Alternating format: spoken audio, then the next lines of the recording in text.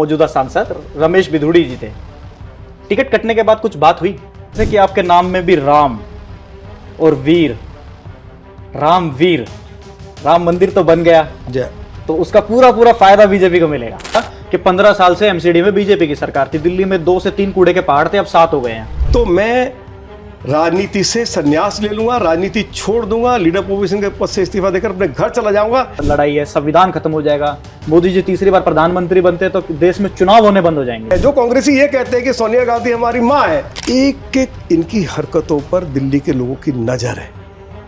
ये वे ऐसी भाषा बोलते हैं कि शायद पाकिस्तान के नेता भी ऐसी भाषा भारत के बारे में नहीं बोलते होंगे। तो अरविंद केजरीवाल के यहाँ एक अलग से ट्रेनिंग सेंटर बना हुआ है, नहीं, देश के पार्लियामेंट में भी लगी हुई है, नहीं, हमारे ऑफिस में भी लगी हुई है, हमारे घर पर भी लगी हुई है। कोई नई बात कर दी क्या अरविंद केजरीवाल ने? नहीं, इवन उन्होंने तो ये भी कहा कि अमेरिका के पूर्व राष्ट्रपति थे जो भारत दौरे पर आए थे, उनकी धर्मपत्नी भी साथ में आई थी, तो वो दिल्ली सरकार के स्कूल में गई थी, इसने वर्ल्ड क्लास स्कूल बना दिया। तो कह रहे 200 यूनिट फ्री है, आप उनसे पूछो ना, वो कह रहे हैं कि 200 यूनिट फ्री दे दी। आरोप लगाया है कि ये इनकी डाइट पर ध्यान रख रहे हैं, केजरीवाल जी की जान लेना चाहते हैं।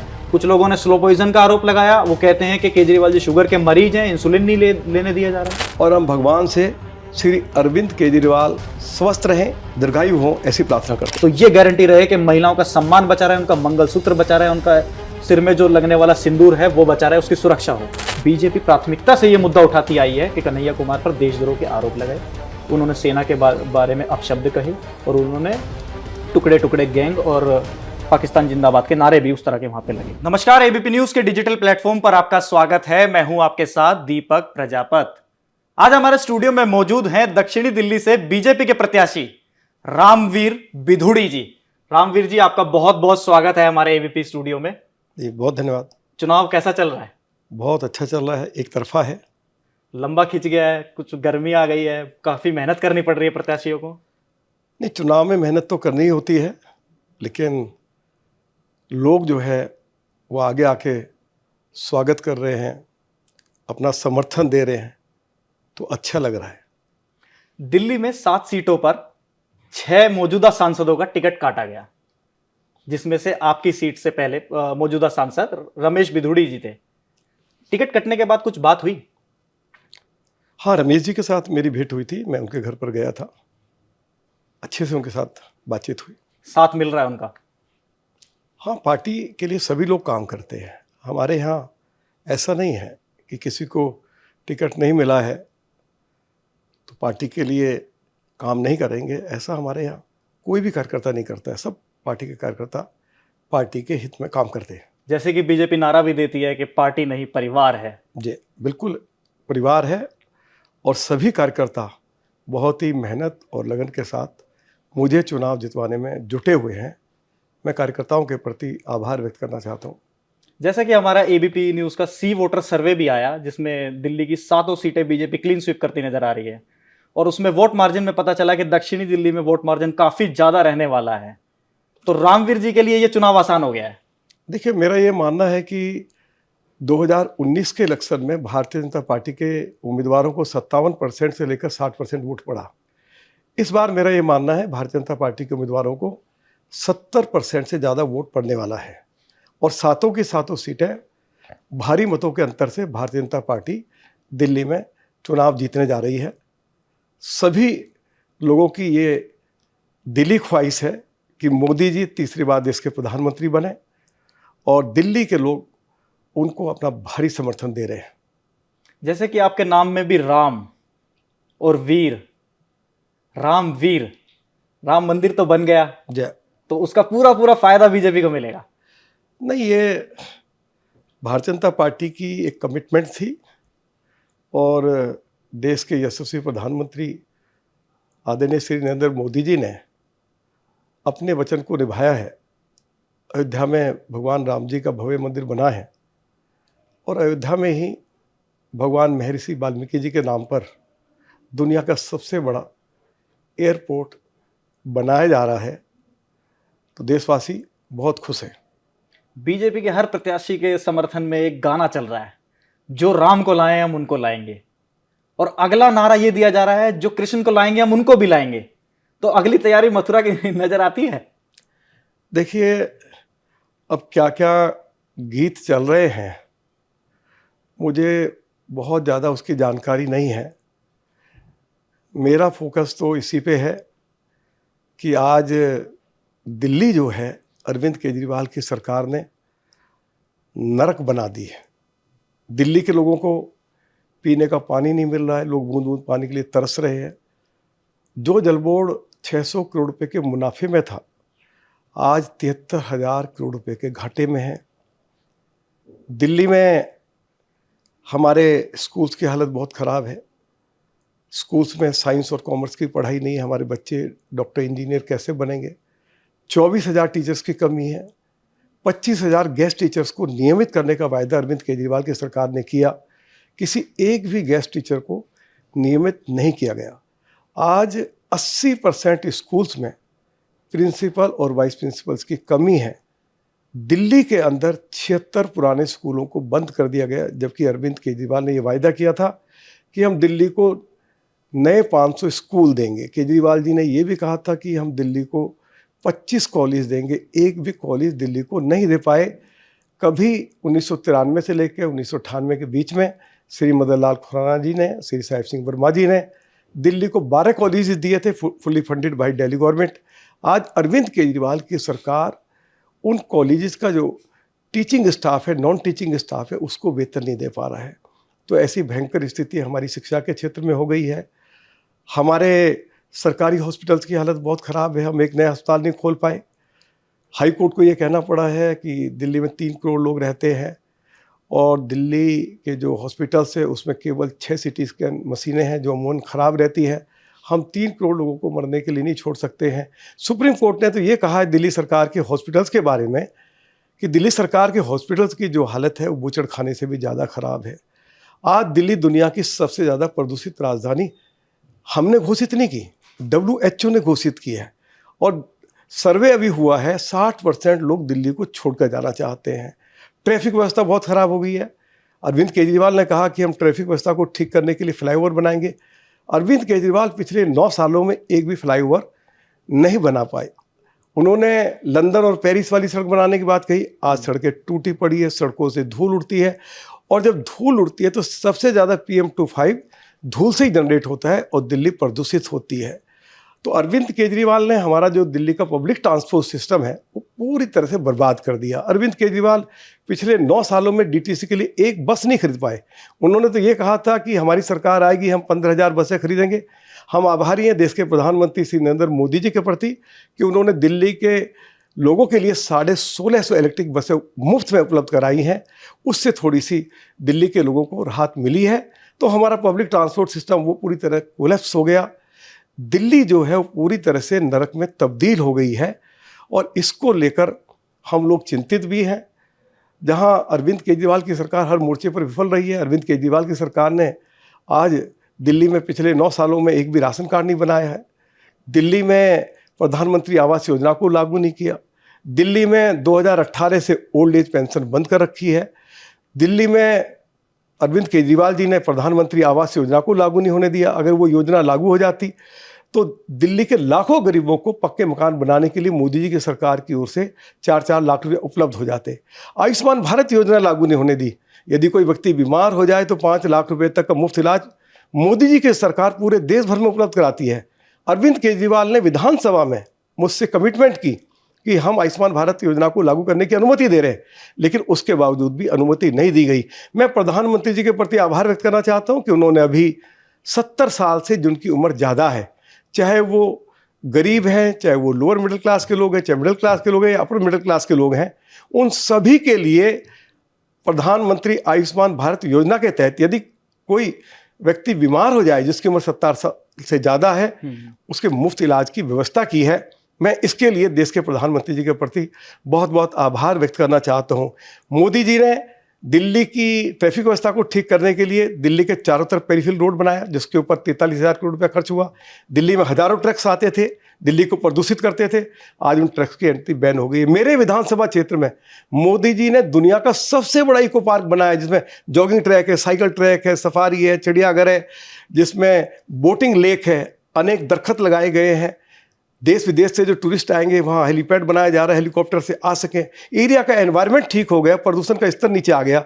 मेरे बदरपुर विधानसभा क्षेत्र में मथुरा रोड पर बहुत ज़्यादा ट्रैफिक रहता है। मोदी जी ने 6,500 करोड़ रुपया आगरा कैनाल के साथ साथ कालिंदी कुंज से लेके बड़ौदा मुंबई हाईवे तक एक 6 लेन का हाईवे बनाया जा रहा है, जिसके ऊपर 6,500 करोड़ रुपया खर्च किया जा रहा है। 80% कार्य पूरा हो गया है। यदि आज हम बदरपुर से सोना जाएं तो 2.5 घंटा लगता है। अभी 6 महीने के बाद मोदी जी जब इस 6 लेन के हाईवे का उद्घाटन करेंगे तो हम बदरपुर से सोना केवल 28 मिनट में पहुंच जाएंगे। मथुरा रोड पर जो ट्रैफिक रैंक के चलता है, ये ट्रैफिक समस्या हमेशा के लिए समाप्त हो जाएगी। मोदी जी ने दिल्ली को 2 वर्ल्ड क्लास कन्वेंशन सेंटर दिए हैं, प्रगति मैदान में, द्वारका में। 25,000 लोग एक साथ बैठ सकते हैं। प्रगति मैदान में जो कन्वेंशन सेंटर दिया है, G20 का सफल आयोजन वहीं पे हुआ है। मोदी जी ने, आप देखिए, प्रगति मैदान के साथ ट्रैफिक व्यवस्था को ठीक करने के लिए 1.5 किलोमीटर लंबी टनल बनाई है, जिसके ऊपर 1,000 करोड़ रुपया खर्चा हुआ है। आज मोदी जी ने दिल्ली को तीसरा रिंग रोड दिया है, जिसके ऊपर 14,000 करोड़ रुपया खर्च हो रहा है। उसमें 26 फ्लाईओवर्स हैं, 18 अंडर पासेज हैं। पूरी दिल्ली की और दिल्ली देहात की पूरी तस्वीर और तकदीर बदल जाएगी। आज मोदी जी के आशीर्वाद से दिल्ली के लोग 40 मिनट में मेरठ पहुंच जाते हैं, 2 घंटे में जयपुर, चंडीगढ़, देहरादून पहुंच जाते हैं, और द्वारका से अब 10 घंटे में मुंबई पहुंच जाएंगे। मोदी जी ने इंडिया गेट के बिल्कुल समीप शहीदों की याद में नेशनल वार मेमोरियल दिया है। मोदी जी ने इंडिया गेट के समीप, जहां कभी इंग्लैंड के राजा की प्रतिमा लगती थी, वहां नेताजी सुभाष चंद्र बोस जी की प्रतिमा लगाकर देश के शहीदों को सम्मानित किया, कर्तव्य पथ बनाया। आज शाम को वहां हजारों लोग इकट्ठे होते, मेला लगा रहता है। मोदी जी ने दिल्ली पुलिस को एक नया पुलिस हेडक्वार्टर दिया, जिसके ऊपर 1,000 करोड़ रुपया खर्च हुआ है, जयसिंह रोड, कनॉट प्लेस पर। मोदी जी ने देश को एक नई पार्लियामेंट दी है। मोदी जी ने पुलिस वार मेमोरियल दिल्ली को दिया है। हमारे जो पुलिसकर्मी शहीद हो गए, उनके सम्मान में पुलिस वार मेमोरियल बनाया है। मोदी जी जो अब वसंत कुंज से लेके और जो हमारा गुरुग्राम है, वहाँ तक 6.5 किलोमीटर लंबी जो टनल बनाई जा रही है, हमारे लोग उस टनल में घुसेंगे तो 8 मिनट में अपना गुरुग्राम पहुँच जाएंगे। अभी कम से कम 1.25 घंटा, 1.5 घंटा लग जाता है। तो मोदी जी ने अनेक तोहफे दिल्ली के लोगों को दिए। द्वारका में आप जाइए, 135 एकड़ जमीन पर वंदे भारत पार्क बनाया गया है, जाके देखिए। अरविंद केजरीवाल जी कहते हैं कि हम दिल्ली में ऐसे पार्क बनाएंगे जैसे लंदन और पेरिस में बने। वो कहते हैं हम ऐसी सड़कें बनाएंगे जैसी पेरिस और लंदन में, तो वो तो नहीं बना पाए। मैंने अरविंद केजरीवाल जी को विधानसभा के अंदर कहा, अरविंद केजरीवाल जी, आप तीसरे रिंग रोड को जाकर देखिए जो मोदी जी ने बनाया। आप पेरिस और लंदन के रिंग रोड भूल जाओगे। और जो अभी द्वारका में मिनिस्ट्री ऑफ यूडी ने, डीडीए ने जो 135 एकड़ जमीन पर पार्क बनाया है, उस पार्क को मैंने कहा आप जाके देखिए, तो आप लंदन और पेरिस के पार्कों को भूल जाएंगे। जो कुछ मोदी जी ने किया है, आने वाली पीढ़ियां उसको याद करेंगी। और इस चुनाव में हम सभी साथ के साथ उम्मीदवारों को भारी उसका लाभ हमको मिल रहा है। मोदी जी ने दिल्ली को मेट्रो भी दी है, और मोदी जी ने अभी जो हमारी जो फास्ट ट्रेन जो दिल्ली में जो चलाने की जो योजना है, उस योजना को भी मंजूरी दी है। मोदी जी दिल्ली की ट्रैफिक व्यवस्था को ठीक करना चाहते हैं। दिल्ली की ट्रैफिक व्यवस्था ठीक होगी तो प्रदूषण स्तर अपने आप नीचे आ जाएगा। मोदी जी ने दिल्ली के ऊपर बहुत ज़्यादा ध्यान दिया है, क्योंकि दिल्ली में इलेक्टेड गवर्नमेंट है, और जो ट्रांसफर सब्जेक्ट है उसमें मोदी जी कुछ कर नहीं सकते हैं। बिजली है, पानी है, सड़क है, हमारा एजुकेशन मॉडल है, हमारे हॉस्पिटल्स हैं। तो ये पूरी तरह से अरविंद केजरीवाल ने 9 सालों में पूरी तरह से बर्बाद करके रख दिए हैं।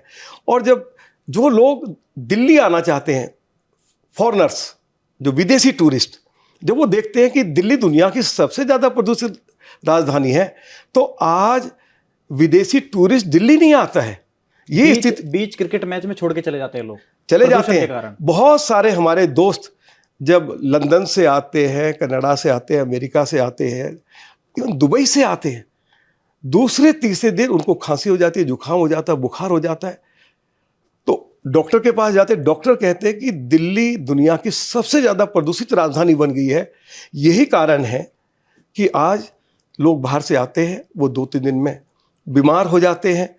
दिल्ली में जो पीने का पानी अरविंद केजरीवाल की सरकार उपलब्ध करा रही है, उस पानी को पीकर लोगों का पेट खराब हो रहा है, किडनी खराब हो रही है, लीवर खराब हो रहा है। और अभी जो दिल्ली जल बोर्ड की रिपोर्ट आई है, जो 7,500 पानी के सैंपल्स लोगों के घरों से उठाए, दिल्ली जल बोर्ड ने उठाए, और जल बोर्ड ने ये रिपोर्ट दी है कि 7,500 जो पानी के सैंपल उठाए, उसमें से 2,500 पानी के सैंपल फेल हो गए। और दिल्ली सरकार के डॉक्टर्स ने कहा है कि दिल्ली में दिल्ली के लोगों को दूषित पानी उपलब्ध कराया जा रहा है, इससे लोगों का पेट खराब हो रहा है, लोग बीमार हो रहे हैं। लेकिन अरविंद केजरीवाल जी को या उनकी जो जल मंत्री है, उनको चिंता ही नहीं है कि आखिर दिल्ली को हमने पूरी तरह से सलम बना दिया, हमने दिल्ली को नरक में तब्दील कर दिया। इसको लेकर उनको चिंता ही नहीं है। अब अरविंद केजरीवाल जी कहते थे कि 2020 में मैं दिल्ली के लोगों को यमुना में डुबकी लगवाऊंगा। अभी दिल्ली सरकार की रिपोर्ट आई है कि यमुना पहले से दुगनी प्रदूषित हो गई है। ये दिल्ली सरकार की रिपोर्ट है। और जो यमुना का पानी है, हम उसको ट्रीट कर कर दिल्ली के लोगों को उपलब्ध कराते हैं, तो यमुना का जो पानी है वो पहले से ज़्यादा जहरीला हो गया है। ये मुद्दा भी हमने विधानसभा के अंदर उठाया है। तो अरविंद केजरीवाल जी चर्चा से भाग खड़े होते हैं। जब अरविंद केजरीवाल दिल्ली में नई शराब नीति लाए, उन्होंने शराब के ठेकेदारों का कमीशन 2% से बढ़ाकर 12% कर दिया। दिल्ली में 20,000 करोड़ रुपए की शराब बेची जाती है, सीधा सीधा 2,000 करोड़ रुपए का फायदा शराब के ठेकेदारों को पहुंचा दिया। शराब बेचने का समय रात को 10 बजे तक होता था, दिल्ली पुलिस से एनओसी नहीं ली, उसको प्रातः 3 बजे तक कर दिया। जब मैंने विधानसभा में पूछा कि आप मास्टर प्लान का वायलेशन करके आप रिहायशी क्षेत्रों में गली गली में शराब के ठेके खोलकर दिल्ली को शराब की नगरी बनाना चाहते हो, युवाओं को बर्बाद करना चाहते हो। और मैंने हाउस के अंदर कहा कि मैं भगवान राम की सौगंध खाता हूं, यदि मैं विफल हो गया, आप रिहायशी क्षेत्रों में शराब के ठेके खोलेंगे, यदि हम रोकने में विफल हो गए तो मैं राजनीति से संन्यास ले लूंगा, राजनीति छोड़ दूंगा, लीडर अपोजिशन के पद से इस्तीफा देकर अपने घर चला जाऊंगा, लेकिन दिल्ली को शराब की नगरी नहीं बनने दूंगा, दिल्ली के बच्चों को शराबी नहीं बनने दूंगा, और रिहायशी क्षेत्रों में शराब के ठेके खोलने की आपको अनुमति मास्टर प्लान नहीं देता, हमारी सुप्रीम कोर्ट की गाइडलाइंस नहीं देती हैं। लगभग 400 शराब के ठेके इन्होंने रिहायशी क्षेत्रों में शराब के ठेकेदारों से सैकड़ों करोड़ रुपया लेकर खोल दिए। भारतीय जनता पार्टी के कार्यकर्ता सड़कों पर उतरे और वो सभी रिहायशी क्षेत्रों में जो शराब के ठेके खोले गए थे उनको बंद करवाया। हमारे कार्यकर्ताओं के खिलाफ मुकदमे दर्ज हुए। अरविंद केजरीवाल के जो ठेकेदार थे, शराब के ठेकेदार, उनके गुंडों ने हमारे कार्यकर्ताओं के ऊपर लाठियों से हमला किया, लेकिन कार्यकर्ता पीछे नहीं हटा। ये भारतीय जनता पार्टी के कार्यकर्ताओं का चरित्र है, ये उनका समर्पण भाव है दिल्ली के लोगों के प्रति। रामवीर जी, आप लगभग 4 से 5 दशक से राजनीति में हैं और आप लगभग दिल्ली के सबसे पुराने नेताओं में आपकी गिनती होती है। मैं एक चीज आपसे समझना चाहूंगा कि जब केंद्र में बीजेपी की सरकार थी, अटल बिहारी वाजपेयी के टाइम की मैं बात कर रहा हूं, और उस समय राजधानी में शीला दीक्षित की सरकार थी, तब भी हमने ये चीज देखी कि छोटे मोटे मुद्दों पर बहस होती दिखाई दी और क्या नाम है, आरोप प्रत्यारोप भी लगते रहे। ऐसा पिछले 10 सालों में क्या हुआ कि केंद्र में मोदी सरकार आई और राज्य में केजरीवाल की सरकार आई, उनका एलजी से विवाद रहा, प्रधानमंत्री मोदी से विवाद रहा, और अब वो जेल में हैं तो उनके ऊपर पूरी पार्टी आरोप लगा रही है कि आपने उनको जानबूझ करके जेल में डाल दिया। आप विधानसभा की बात कर रहे थे कि विधानसभा में उन्होंने वादा किया आपसे। जहां तक मेरी समझ कहती है, विधानसभा के पटल पर अगर कोई भी मुख्यमंत्री या संवैधानिक पद पर बैठा हुआ व्यक्ति अगर कोई शपथ लेकर के वहां बैठा है, अगर वो कुछ बात कहता है तो वो व्यक्ति की नहीं, एक विधानसभा पटल पर रखी गई एक बात और विधानसभा के अडेप्ट में जाती है वो बात। उसके बावजूद अगर पलटते हैं तो फिर इस पर क्या कार्रवाई हो सकती है? देखिए, मेरा 53 साल का राजनीतिक जीवन है। मैं विपक्ष में था, शीला दीक्षित की सरकार ने मुझे बेस्ट एमएलए का अवार्ड दिया। सोमनाथ चटर्जी साहब जो 2008 उस समय हमारे लोकसभा के स्पीकर थे, उन्होंने मुझे बेस्ट एमएलए का अवार्ड दिया। मेरी परफॉर्मेंस बहुत अच्छी लगी उनको। मैं अपोजिशन में था तब भी मुझे बेस्ट एमएलए का अवार्ड दिया। उससे पहले अजय माकन जी को बेस्ट एमएलए का अवार्ड मिला था, उससे पहले जगदीश मुखी जी को बेस्ट एमएलए का अवार्ड मिला था। अभी तक 3 ही विधायकों को बेस्ट एमएलए का अवार्ड मिला, उनमें मैं एक हूँ। जब खुराना जी की सरकार दिल्ली में बनी तो उस समय केंद्र में कांग्रेस की सरकार थी, नरसिंह राव जी की सरकार थी। कभी खुराना जी के बीच में और केंद्र सरकार के बीच में या एलजी के बीच में कभी कोई मतभेद नहीं हुए, सब कुछ काम स्मूथली चलता रहा। जब शीला जी की सरकार आई तो उस समय केंद्र में अटल जी की सरकार थी। कभी अटल जी की सरकार और शीला जी की सरकार के बीच में कभी कोई मतभेद उत्पन्न नहीं हुआ, सब कुछ स्मूथली चलता रहा। जब से अरविंद केजरीवाल आए हैं, हर रोज इनको झगड़ा करना, रोना धोना करना, मुझे केंद्र काम नहीं करने दे रहा, मुझे प्रधानमंत्री जी काम नहीं करने दे रहे, मुझे एलजी काम नहीं करने दे रहे हैं। अरे भैया, ये रोना धोना लोग नहीं सुनना चाहते। लोग सुनना चाहते हैं कि जो आपने लोगों के साथ कमिटमेंट किए, जो आपने वायदे किए हैं, जिनके बारे में मैंने चर्चा की है कि अरविंद केजरीवाल की सरकार हर मोर्चे पर पूरी तरह विफल हो गई है। अरविंद केजरीवाल की सरकार के ऊपर गंभीर भ्रष्टाचार के आरोप हैं। उन आरोपों का वो आज तक जवाब नहीं दे पा रहे हैं।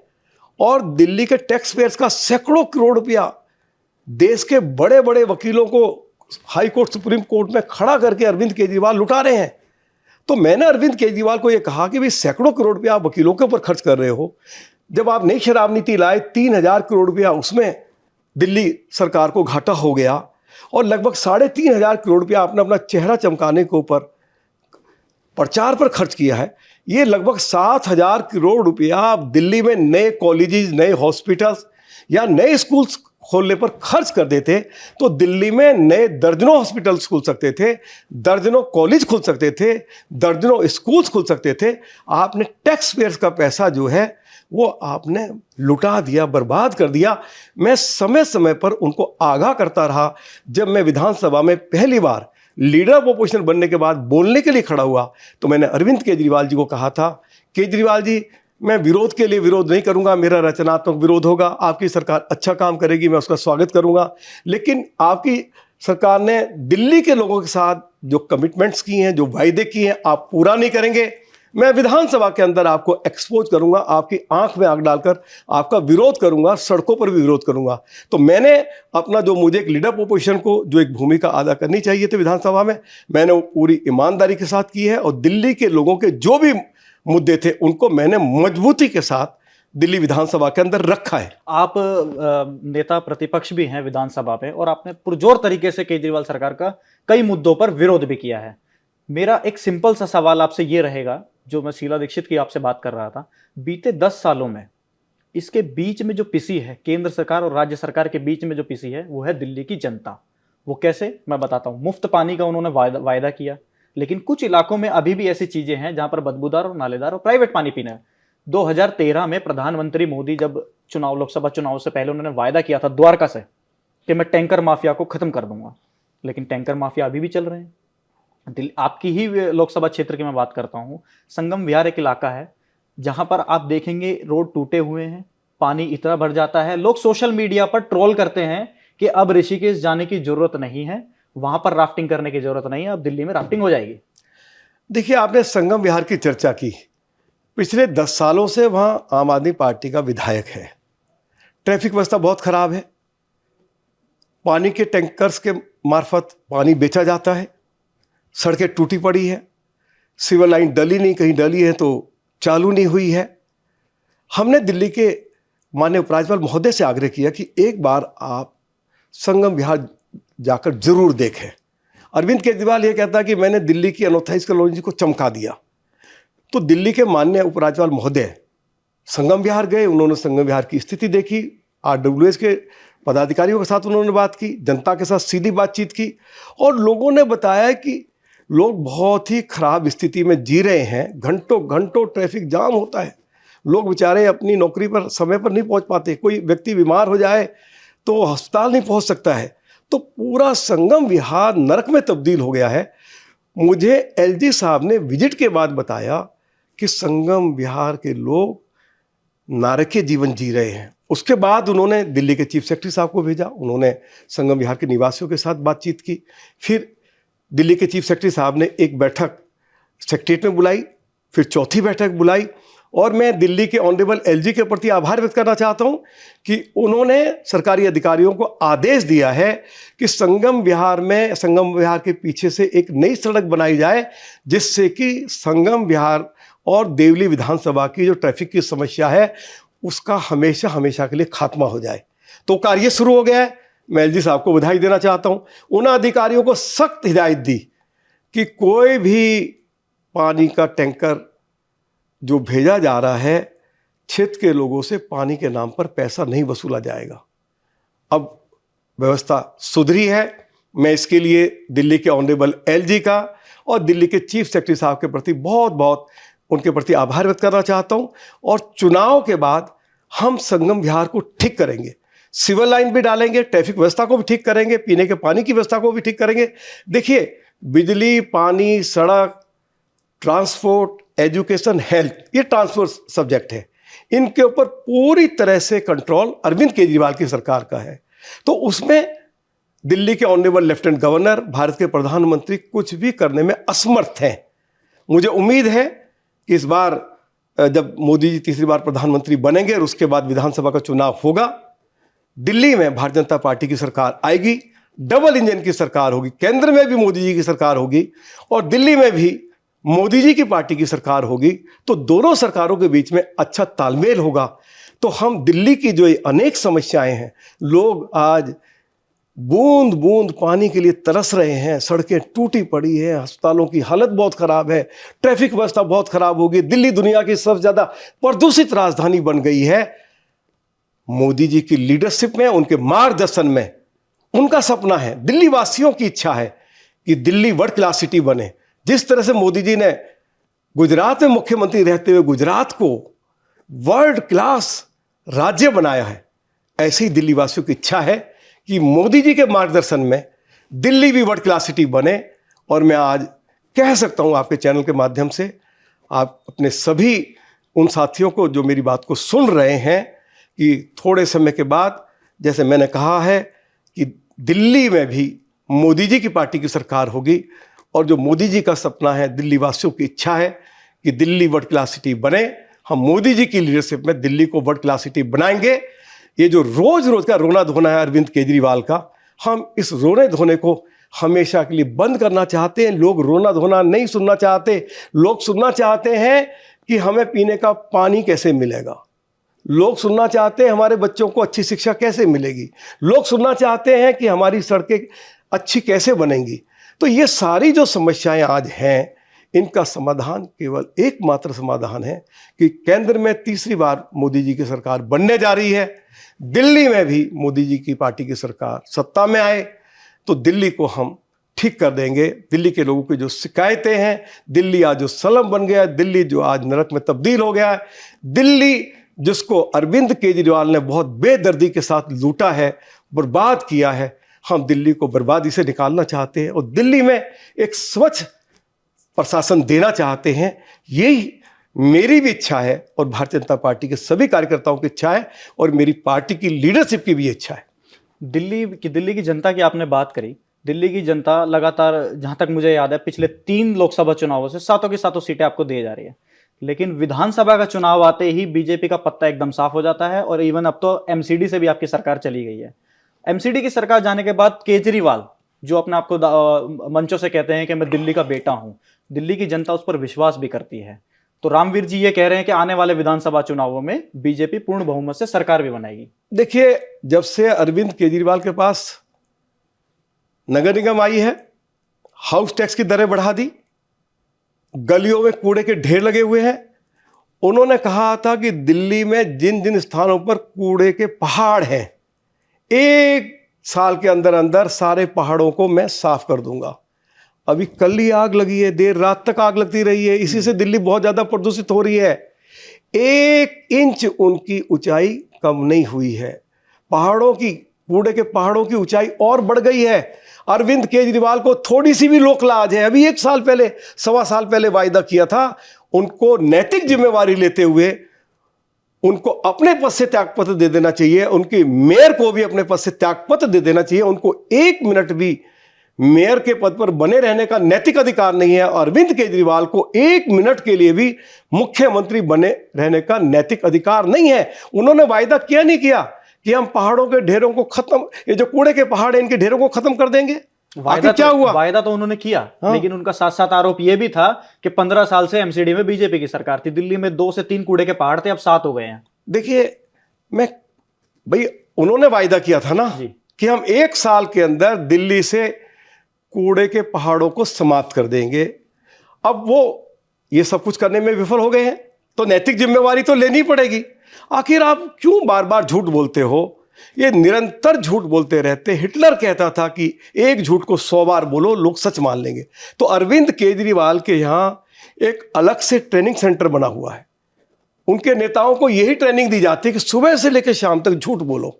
अब वो क्या झूठ बोलते हैं कि हम दिल्ली के लोगों को बाहर जब जाते हैं, दिल्ली से बाहर 24 घंटे मुफ्त बिजली दे रहे हैं।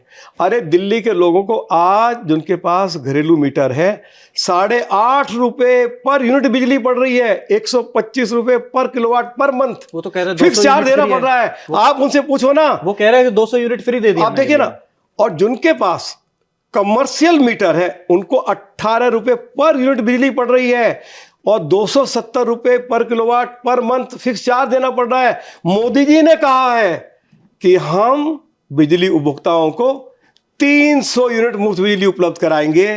ये 200 दे रहे हैं, मोदी जी ने तो कमिटमेंट की है कि हम 300 यूनिट मुफ्त बिजली उपलब्ध कराएंगे। ये है हमारी कमिटमेंट और हम कराएंगे। और मोदी जी जो कहते हैं उसको पूरा करते हैं।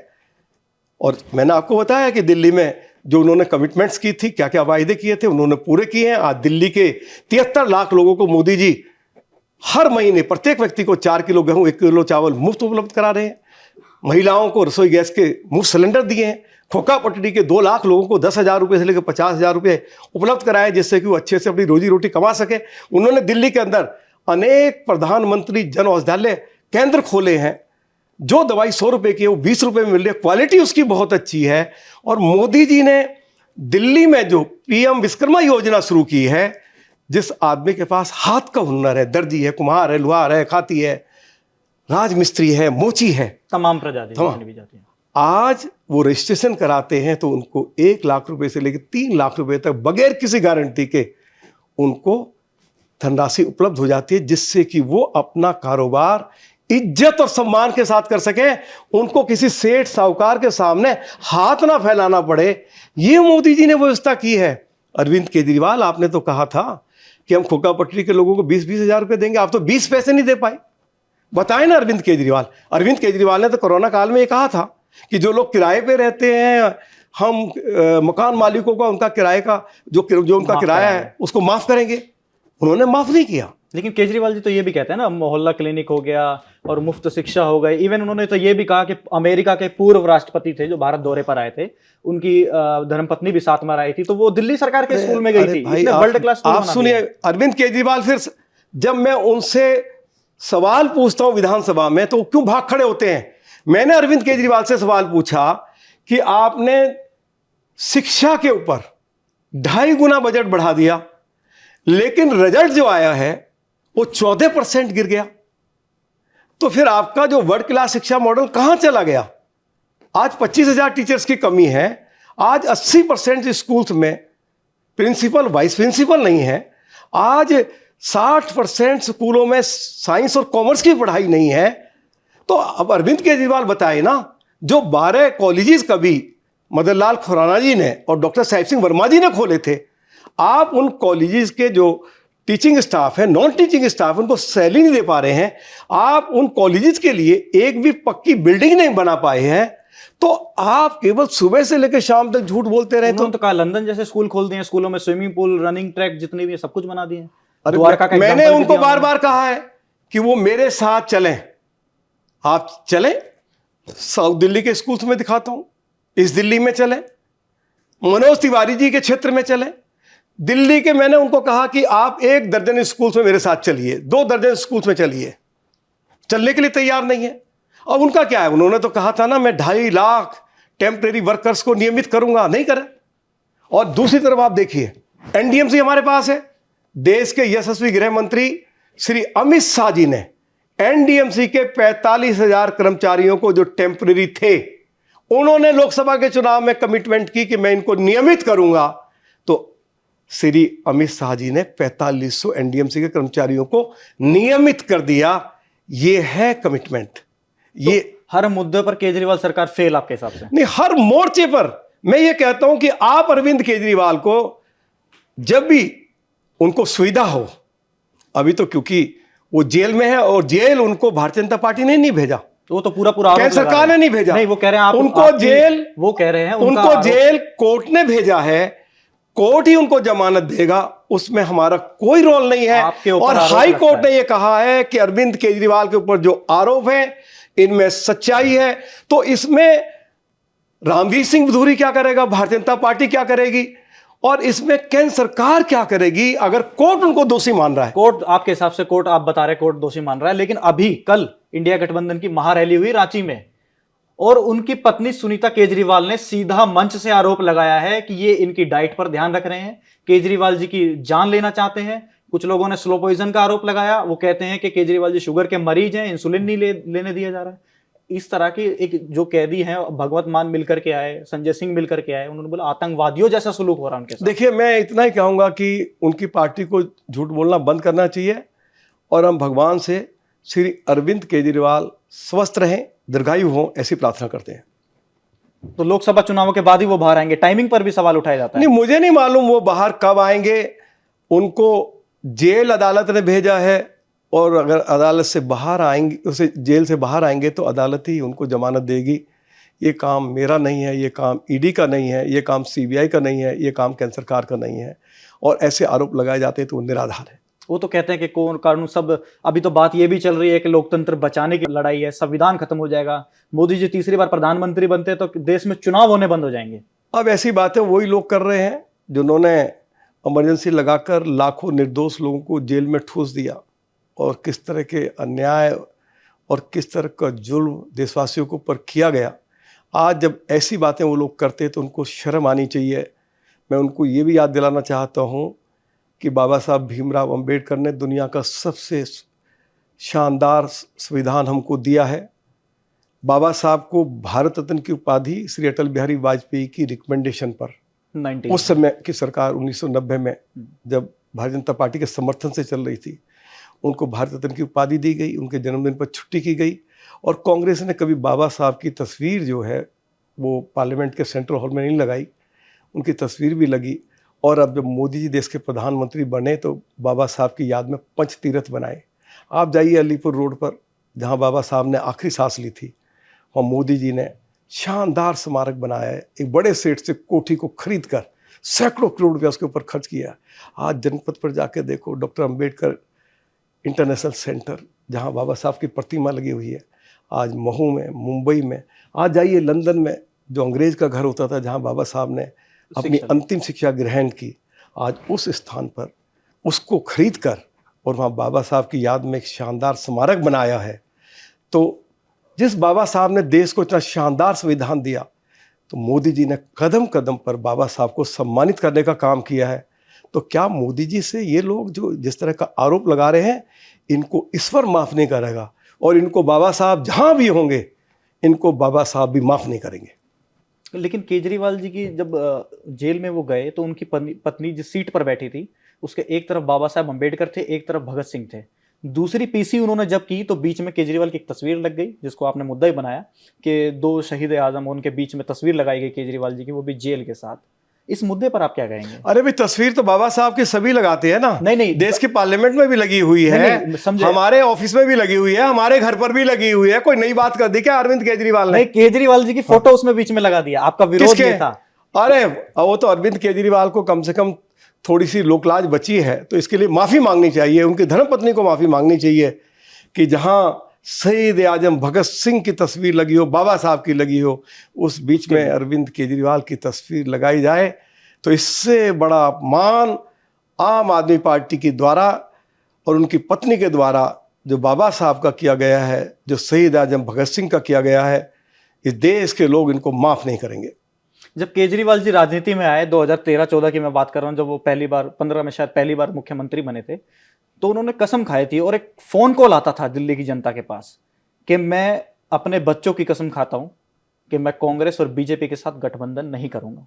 पहली सरकार बनी, गठबंधन कांग्रेस के साथ हुआ, दूसरी बार पूर्ण बहुमत से सरकार बनाई, तीसरी बार अब जब लोकसभा चुनाव आ गया है तो एक मजबूत गठबंधन बनाया और दिल्ली में 2 सीटें कांग्रेस पार्टी को दी गई है, जिसमें से 1 सीट मनोज तिवारी के खिलाफ कन्हैया कुमार को लड़ाया गया है।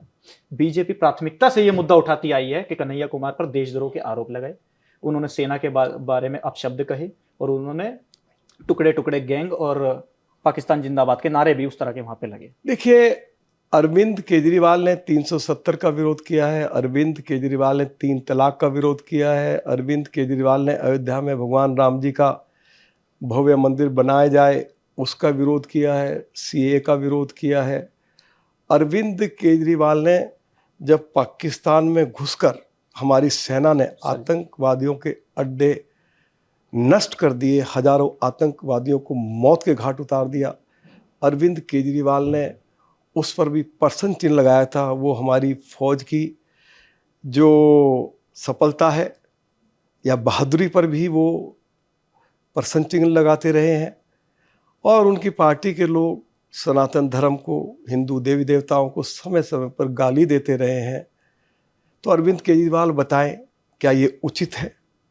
मैं समझता हूं कि इसकी सज़ा जब लोग 25 मई को वोट डालने के लिए जाएंगे, अरविंद केजरीवाल के उम्मीदवारों की लोग जमानत जब्त करा देंगे और भारी मतों के अंतर से भारतीय जनता पार्टी के उम्मीदवारों को दिल्ली में चुनाव जिताएंगे। एक एक इनकी हरकतों पर दिल्ली के लोगों की नज़र है।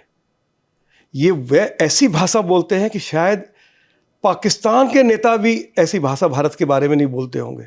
जिस तरह की भाषा का इस्तेमाल अरविंद केजरीवाल करते हैं, राहुल गांधी करते हैं, ममता बनर्जी करती हैं, तो इनको लोकलाज बची नहीं है। लेकिन इन लोगों ने तो महागठबंधन बना लिया। दिल्ली का बेटा केजरीवाल, उत्तर प्रदेश के भैया अखिलेश, बंगाल की दीदी ममता बनर्जी, और सभी एक तरह से इकट्ठे हो गए हैं और आपके सामने आ गए हैं। अरे कहाँ इकट्ठे हो गए? रोज इनमें झगड़ा चल रहा है। ममता और कम्युनिस्टों में झगड़ा चल रहा है, ममता और कांग्रेसियों में झगड़ा चल रहा है। अभी आप देखेंगे कि आम आदमी पार्टी और कांग्रेसियों में आपको झगड़ा होता दिखाई देगा। अब कांग्रेस पार्टी के कार्यकर्ता जगह जगह ये बात कह रहे हैं, देखिए हमने जिस केजरीवाल के साथ हमने समझौता किया, यही केजरीवाल कहता था कि सोनिया गांधी को सीबीआई गिरफ्तार क्यों नहीं करती है, उसको जेल में क्यों नहीं डालती है, और जब उसके साथ सख्ती से सीबीआई पेश आएगी तो 2 मिनट में बता देगी जो उसने हज़ारों करोड़ रुपए का घोटाला किया, जो हज़ारों करोड़ रुपए की संपत्ति उल्टी लेकर गई है, वो 2 मिनट में उगल देगी। तो इस भाषा का इस्तेमाल अरविंद केजरीवाल, कांग्रेस की जो सुप्रीम लीडर है, जो कांग्रेसी ये कहते हैं कि सोनिया गांधी हमारी माँ है, उस माँ को वो अपमानित करते रहे हैं। और यही बात अब कांग्रेसी गली गली में जाके कह रहे हैं कि हम किस मुंह से वोट मांगे।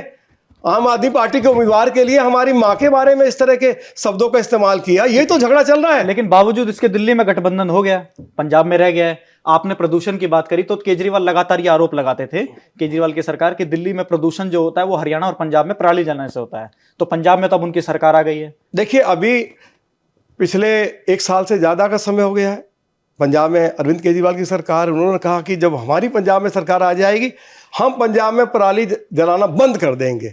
और इस बार जो सरकारी आंकड़े सामने आए हैं, तो इस बार पंजाब में जो पराली जलाने की जो घटनाएं हुई है वो डबल हो गई, और इससे दिल्ली वासियों को बड़ा भारी नुकसान हुआ, उनकी सेहत को बड़ा नुकसान हुआ है। कोविड के बाद लोग अभी भी मास्क लगा के घूम रहे हैं।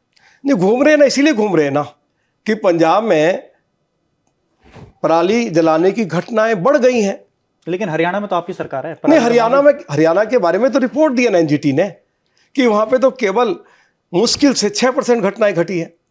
पहले जहां मान लो 100 घटनाएं घटती थी, पिछले साल 6%। ये तो एनजीटी की रिपोर्ट है, सरकार की रिपोर्ट है। और पंजाब में पराली जलाने की घटनाएं बढ़ी हैं, वो रिपोर्ट भी है। तो अरविंद केजरीवाल से पूछो, उनकी पार्टी के उनको कोई कंसर्न मिनिस्टर, उनसे पूछो कि आखिर पराली जलाने की घटनाएं तुम्हारी सरकार के आने के बाद क्यों बढ़ी हैं। तो इसका जवाब तो अरविंद केजरीवाल की पार्टी को देना पड़ेगा। आपने दिल्ली में अचीवमेंट्स बताई मोदी की कि मोदी सरकार ने इतनी अचीवमेंट्स दी, लेकिन एक जो बहुत संवेदनशील सवाल है, और उम्मीद करूंगा आपसे भी उसी गंभीरता से उसका जवाब मिले, महिला सुरक्षा पर सवाल है। 2013 और 14 में जब प्रधानमंत्री मोदी के जब निर्भया कांड हुआ था, तो उसके बाद 14 में मोदी सरकार बनी और बीजेपी ने बढ़ चढ़कर उसका साथ भी दिया था वहां पर। आप देखिए, उसके बाद दिल्ली पुलिस केंद्र के अधीन आती है। केजरीवाल लगातार ये मांग करते हैं दिल्ली पुलिस हमारे अंदर कर दो, एक महिला को अपराध नहीं होगा किसी के साथ। लेकिन आप देखिए कि अंकिता नाम की एक लड़की, जिसको गाड़ी के नीचे रोंद करके मार दिया, मैं कंजावला कांड की बात कर रहा हूं, जिसके बाद शाहबाद डेयरी नाबालिग लड़की को चाकू से गोद करके मार दिया। मेहरौली के आसपास एक जंगल है जहां पर एक लड़की जिसके 36 टुकड़े कर दिए गए थे। क्या आपको नहीं लगता कि महिलाओं के साथ ये जो व्यवहार हुआ, इसमें दिल्ली पुलिस पूरी तरह से फेल हुई और केंद्र सरकार पूरी तरह से फेल हुई? देखिए, जो घटनाएं घटी हैं ये दुखद हैं, लेकिन यह बात समझने की आवश्यकता है, जो घटनाएं घटी हैं, जो लोग इन घटनाओं में शामिल थे, तुरंत उनकी गिरफ्तारी हुई है, कानून अपना काम कर रहा है, उनको कड़ी से कड़ी सजा मिले उसकी व्यवस्था की जा रही है। घटनाएं हो सकती हैं और घटना घट जाए और दोषी पकड़े ना जाए तो फिर सरकार की परफॉर्मेंस पर क्वेश्चन मार्क लग जाएगा। क्वेश्चन मार्क तो अभी भी लगा हुआ है। उदाहरण मैं आपको देता हूं। दिल्ली से सटा उत्तर प्रदेश है। उत्तर प्रदेश के अंदर एक समय 7 साल पहले की बात कर रहा हूं, 2017 से पहले ही लोग डरते थे। सोशल मीडिया पर भी ये चीजें चल रही हैं कि अपराध करने में अपराधी बेखौफ घूमते थे। बीजेपी उत्तर प्रदेश में बीजेपी आरोप भी लगाती थी, जिस गाड़ी पर सपा का झंडा उसमें बैठा गुंडा, इस तरह के आरोप भी चलते थे। अब आदित्यनाथ जी की जो सरकार आई है, आप भी देख रहे हैं, हम भी देख रहे हैं और देश की जनता भी देख रही है, क्या दिल्ली में उस तरह से दिल्ली पुलिस काम नहीं कर सकती? देखिए, दिल्ली के लोग तो यही कह रहे हैं कि उत्तर प्रदेश में भी भारतीय जनता पार्टी की सरकार ने कानून व्यवस्था को बेहतर किया है और दिल्ली में जब से मोदी जी की सरकार केंद्र में आई है तो दिल्ली में भी कानून व्यवस्था बेहतर हुई है। कुछ घटनाएं घटी हैं और जो लोग इन घटनाओं में शामिल हैं उनके खिलाफ कड़ी से कड़ी कानून के मुताबिक कार्रवाई की गई है। एक घटना आप नहीं बता सकते कि किसी ने अपराध किया है और अपराधी पकड़े ना गए हों। अपराधी तुरंत पकड़े गए हैं, जेल के अंदर हैं और जिस तरह का अपराध उन्होंने किया है, चाहे उनको उम्र कैद हो, चाहे उनको फांसी लगाई जाए, उनको कड़ी से कड़ी सजा देने की पूरी तैयारी दिल्ली पुलिस के द्वारा की जाती है। इंटरव्यू के अंतिम दौर में इसके आपके इस जवाब के बाद मैं एक चीज और बोलना चाहूंगा कि अब की जो जनरेशन है उसके पास पेशेंस नहीं है। अब वो नहीं चाहती कि अपराध हो ही ना, और महिलाओं के साथ इस तरह का अपराध तो बिल्कुल भी ना हो। तो मोदी की गारंटी और रामवीर बिधूड़ी की गारंटी महिलाओं के लिए क्या ऐसा वादा करेंगे कि जो उनको एक तरह से भरोसा मिले कि हाँ, हम बीजेपी को अगर वोट करने जाते हैं तो ये गारंटी रहे कि महिलाओं का सम्मान बचा रहे, उनका मंगलसूत्र बचा रहे, उनका सिर में जो लगने वाला सिंदूर है वो बचा रहे, उसकी सुरक्षा हो। देखिए, दिल्ली की नहीं बल्कि पूरे देश की महिलाएं जो है ना, उनका सबसे ज्यादा लोकप्रिय नेता मोदी जी है। अभी आपने 26 जनवरी को देखा होगा, जब परेड कर्तव्य पथ से निकली तो उसका नेतृत्व तो महिलाएं कर रही थी। पूरा देश गौरव महसूस कर रहा था। प्रधानमंत्री जी अपनी आंखों से देख रहे थे और बहुत उनको गौरव हो रहा था। महिलाओं के लिए मोदी जी ने लोकसभा विधानसभा में 1/3 रिजर्वेशन दिया है। महिलाओं को बहुत खुशी मिली है। दिल्ली में छुटमुट घटनाएं हुई हैं, कड़ी कार्रवाई की गई है। आज भी महिलाएं ये महसूस करती है दिल्ली में कि वो दिल्ली में दिन में रात में कभी भी दिल्ली की किसी गली में जा सकती हैं, आ सकती हैं। कहीं दूर दूर तक महिलाओं के दिलो दिमाग में आपको कहीं खौफ नहीं दिखाई देगा। उनको पूरा मोदी जी के ऊपर भरोसा है, दिल्ली पुलिस के ऊपर भरोसा है कि दिल्ली में हम कहीं भी जाएंगे हम सुरक्षित हैं। अब जो घटनाएं, 1-2 घटनाएं जिनकी आपने चर्चा की है, तो उसका जवाब मैंने आपको दे दिया है। दिल्ली में कानून व्यवस्था बहुत अच्छी है। इसको और अच्छा करने के लिए भी हम, जब लोकसभा का चुनाव संपन्न हो जाएगा, जब नई सरकार बनेगी, मोदी जी तीसरी बार प्रधानमंत्री बनेंगे, हम कानून व्यवस्था को और भी बेहतर से बेहतर बना सकें। उस मामले में कोई भी हमारे पार्ट पर आपको कोई ढील या कोताही नहीं दिखाई देगी। चलिए रामवीर जी, आपका एबीपी स्टूडियो में आने के लिए बहुत बहुत धन्यवाद। अब नतीजे 4 जून को आएंगे और तब हम आपसे दोबारा मिलेंगे। जीत और हार ये जनता के पास है और 25 मई को ये तय हो जाएगा। पेटियों में वोट गिर जाएंगे और आपकी भी किस्मत उसमें तय हो जाएगी। 4 जून के बाद फिर मिलेंगे। एबीपी स्टूडियो में आने के लिए बहुत बहुत धन्यवाद। आपने मुझे बुलाया है, मैं बहुत बहुत अपनी ओर से, अपनी पार्टी की लीडरशिप को ओर से आपका धन्यवाद करता हूं। नमस्कार।